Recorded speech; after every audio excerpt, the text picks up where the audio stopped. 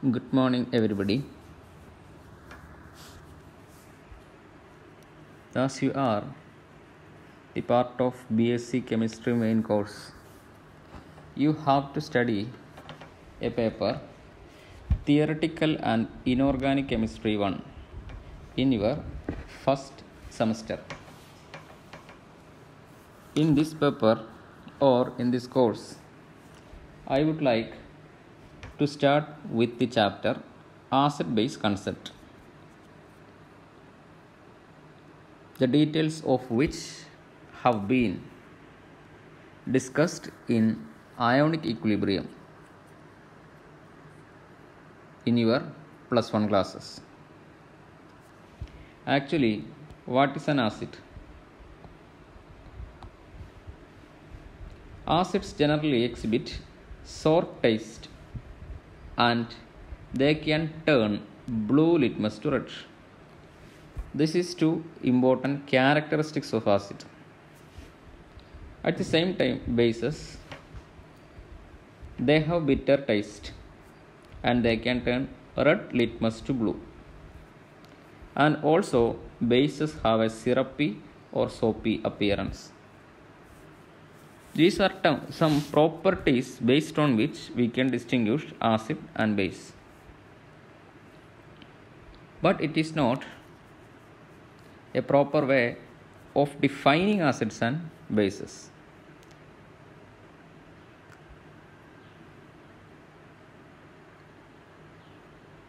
With the advent of science and technology,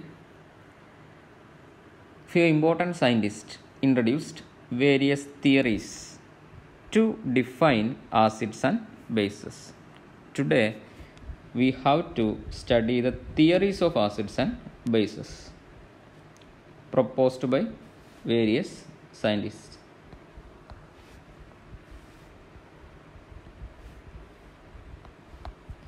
First one, Arrhenius theory. Second one, Lowry-Bronsted theory. Third one, Lewis theory. Fourth one, Lexford concept of acids and bases. And finally, Usanovich concept of acids and bases. These are the 5 major theories which widely used for defining acids and bases. We have to see it one by one. First, Arrhenius theory.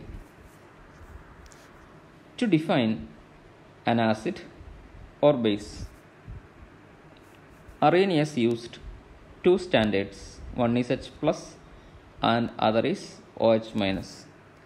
And also, Arrhenius explained the acidity and basicity only in aqueous solution, only in aqueous medium.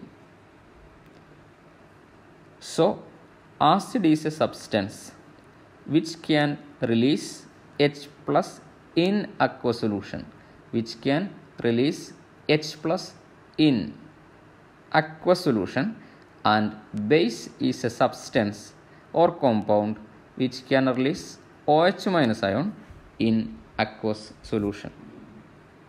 So, H plus used for defining acid and OH minus is used for definition of bases. Simply, Arrhenius used 2 standards for explaining acids and bases, one for acid and one for base. Consider HCl. This compound in water dissociates as H plus plus Cl minus.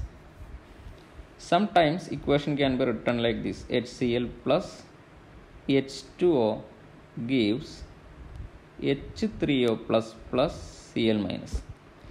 In aqueous solution, H plus is unstable and combine with nearby water molecule and form hydronium ion. So, any substance which can release H plus ion or H3O plus ion can be considered as an acid. In this equation, HCl release H plus ion or H3O plus ion in aqueous solution. So, HCl is considered as an acid. NaOH in aqueous solution ionizes as Na plus OH minus. So this compound is a base as it is capable of releasing OH minus. We have to see few more examples of acids and bases. Acid H2SO4. In aqueous solution they can release H plus, not 1H plus, 2H plus. That is why we are calling them as acids. CH3 COOH, acetic acid, because it ionizes as CH3 COO minus and H plus. Since it releases H plus, we can consider it as an acid. Acetic acid is an organic acid. H2SO4 is a mineral acid. In the same way, bases Ca OH twice, calcium hydroxide. Calcium hydroxide, how it ionizes in aqueous solution? Ca OH twice gives Ca2 plus plus 2OH minus. Since it releases OH minus ion, it is a base. In the same way, we have to see another base. Ammonium hydroxide NH4 OH gives NH4 plus plus OH minus. Since it releases OH minus ion, we can consider it as a base. We can consider ammonium hydroxide as a base.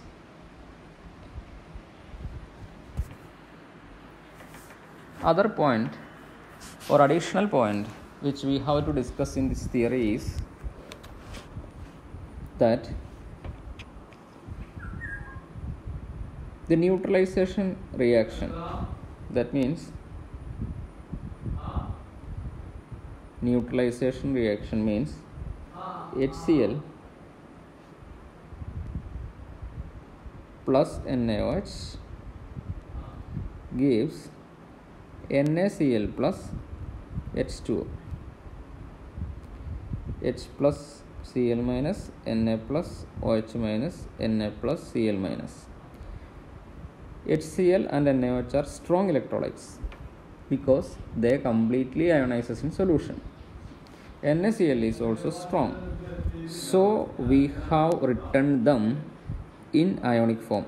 But water is weak electrolyte, so we don't want to split it as H plus and OH minus. Instead, we are writing it as H2O. So common ions are cancelled, Na plus and Cl minus are cancelled. Then remaining thing is H plus OH minus gives water. So from Arrhenius theory, neutralization is simply the combination of H plus and OH minus. Whatever may be the acid or base. Instead of HCl, you can use H2SO4, HNO3, H3PO4. Instead of NaOH, you can use calcium hydroxide, barium hydroxide, potassium hydroxide, etc. Whatever may be the nature of acid or base. Neutralization is a simple technique, simple process of the combination of H plus and OH minus. So delta H neutralization is always 57 kilojoule per mole, which you have studied in thermodynamics. Delta H neutralization of strong acid versus strong base is always a constant. It is around 57 kilojoule per mole. How it can be explained using Arrhenius theory? From the Arrhenius theory, neutralization between strong acid and strong base is always the combination of H plus and OH minus. Therefore, the enthalpy change during that process is always a constant, independent of the acid used or base used. What are strong electrolytes? Electrolytes which undergo complete dissociation or which rapidly ionizes completely to release H+. Weak electrolytes do not readily undergo dissociation, they partially dissociate. Here they are completely dissociated instantly or rapidly. But here also they ionizes to H+, but not completely ionized, they are partially ionized. HCl, HNO3, H2SO4, etc. are strong acids. NaOH, KOH, calcium hydroxide, barium hydroxide, everything is strong. At the same time, organic acids, CH3COH, acetic acid, propionic acid, butyric acid, etc. are weak acids. Boric acid is weak acid. At the same time, NH4OH is a weak base. All weak bases and weak acids are weak electrolytes. All strong acids and strong bases are strong electrolytes.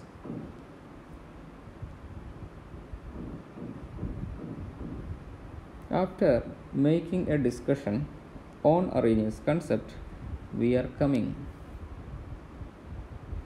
to the limitations of Arrhenius.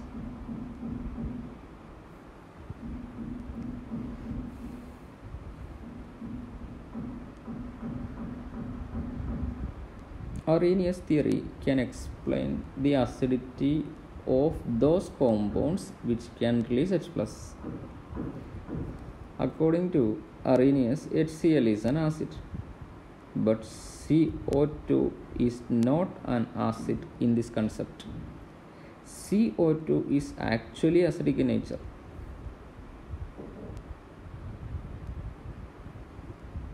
CO2 is actually acidic in nature. But CO2 is incapable to release H+ because this molecule does not contain any hydrogen or any OH.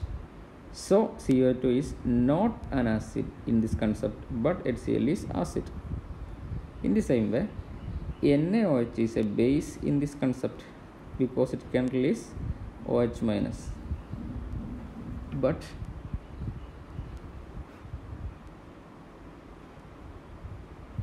Na2O, sodium oxide, it is a basic compound, but this basicity of this compound cannot be explained using this theory. So the theory failed to explain the acidity and basicity of compounds which do not contain H+ or OH- readily inside it. And the second limitation is that this theory explains the acidity and basicity in a single solvent, water. But in chemistry, we have large amount of solvents are possible. But among these large amount of solvents available today, theory explain acid and base only in water. Ammonia, acetic acid, HF, HNO3, liquid SO2, and like that many solvents are available, many mediums are available, but the acidity and basicity cannot be explained in these mediums. With this, we come to the end of first theory, that is Arrhenius theory.